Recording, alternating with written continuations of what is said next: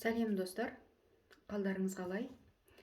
Енді стрелец белгісіндегі арналған гороскопты қабыл алыңыздар. Жалпы 1 февральда жаңадан ай туады. Ол сіздерге 3-ші домға келіп тұр. 3-ші дом деген сөз жақын жерге жол жүру, туысқандармен жиі араласу, кездесу, сөйлесу деген мағынаны білдіреді. Документтерді жасайтын ай. Көшуге дайындаласыздар. Машина жүргізіп үйренетін курсқа барасыздар. Лицензия, диплом, сертификат алуыңыз мүмкін. Жаңадан көршілеріңіз пайда болады. 2 февральда ғажайыпқа толған күн. Себебі бұл күні армандарыңыз орындалады. Астана уақыты бойынша кешкі сағат 5-тен кейін армандарыңызды жазсаңыздар, ритуал, техника жасасаңыздар жақсы. Жалпы тек бір ғана арманды жазсаңыздар екен. Әйтпесе көп арман жазсаңыздар, барлық көңілдеріңіз, энергияларыңыз әр жаққа шашырап кетеді. Жалпы 02-02-2022 деген датада барлығын қосқан кезде 10 дегенді білдіреді. 10 деген 0 деген сөз 0 жалпы нумерология, астрологияда есептелмейді. Сол себепті бір ғана армандарыңызды жазсаңыздар, ол сәл кешігіп болса да орындалады. Одан кейін айтарым, армандарыңыз тек өздеріңізге ғана арналу керек. Менің мысалы мынандай арман болмайды. Менің балам осындай күшті университетке, жақсы университетке түссе деген сияқты арманды жазбаңыздар. Тек өздеріңізге қатысты арманды жазыңыздар.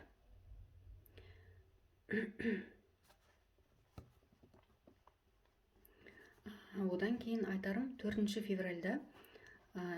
февральдан бастап Меркурий дұрыс бағытта айналады. Ол ақша секторына келіп тұр. Ақша мәселесі тұрып қалған болса, алға қарай жылжиды деген мағына. Жұмыс іздесеңіздер табылады.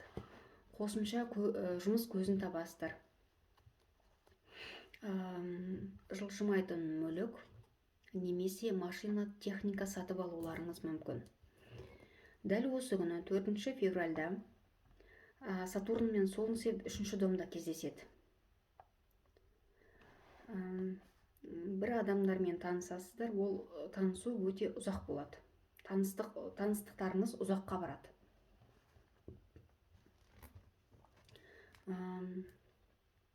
Блог жүргізіп бастасаңыздар, ол да ұзаққа барады деген сөз.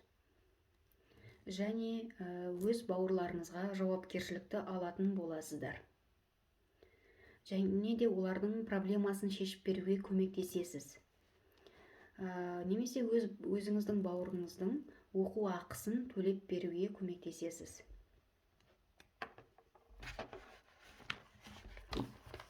Водительский право алуыңыз мүмкін. 15 февраль күні Меркурий өзінің белгісін ауыстырып 3-ші домға түседі. Жаңадан бір курсты оқып бастайсыз. Жақын жерге жолға шығасыз. Жолға билет аласыздар. Бір затты сатып алуға, сатуға, купли-продаж жасауға өте қолайлы. 16 февральда ай туады, полнолуние болады. Ол 9-ші домға келіп тұр. Бұл үлкен саяхатты білдіреді. Сіздер ақпан айында үлкен бір жолға шығуларыңыз мүмкін. Үнемі қозғалыста боласыздар, көп жолға шығасыздар.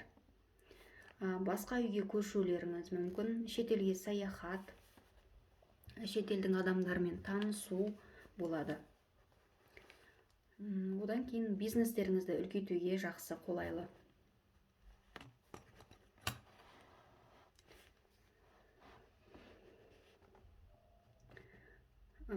Жалпы ай толған кезде бір жұмысыңыздың аяқталуы немесе бір жұмысыңыздың басталуын білдіреді.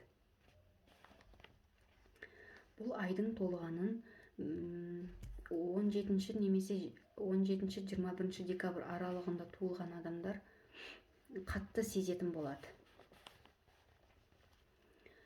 Осы күні, 16 февраль күні, сіздер нақты шешім қабылдайсыздар. 19 февраль күні сіздерге 4-ші домға келіп тұр екен. Үй алуларыңыз мүмкін, немесе басқа квартираға көшесіздер. Тұратын жеріңізге байланысты жаңалықтар болады. Ол жерде одан кейін Юпитер тұр. Ол деген сөз семьяның құрамын өзгертеді. Үйлеріңізде біреу тұрмысқа шығуы мүмкін, үйлеріңізде біреу үйленуі мүмкін, сондай немесе балалы болуларыңыз мүмкін, сондай жаңалықтар болады.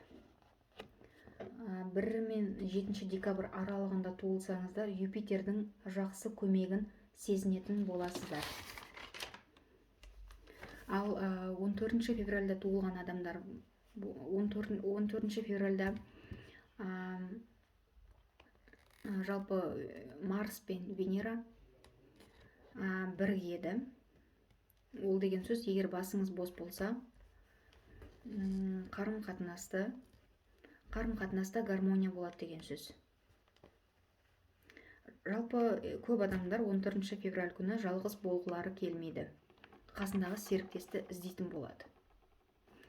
Жақсы, бар болыңыздар, бай болыңыздар.